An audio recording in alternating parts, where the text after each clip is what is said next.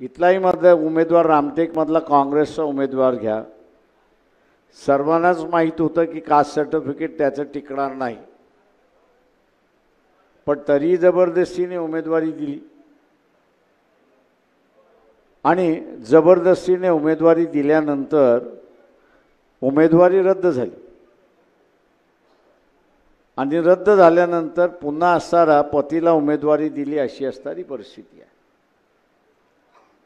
जेव्हा तुम्हाला माहीत होतं की कास्ट सर्टिफिकेट व्हॅलिड नाही आहे, टिकणार नाही आहे, ते तुम्ही उमेदवारी देताय का?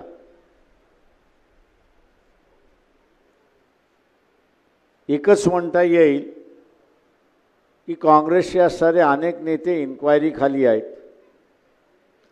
2 दिवसापूर्वी असणारा बातमी आली की हेरॉल्ड ह्या पेपरला पुन्हा असणारा नोटीस झाली आणि 875 कोटीची प्रॉपर्टी असणारे अटॅचमेंट झाली, ज्याच्यामध्ये खरगे असणारे आरोपी आहेत.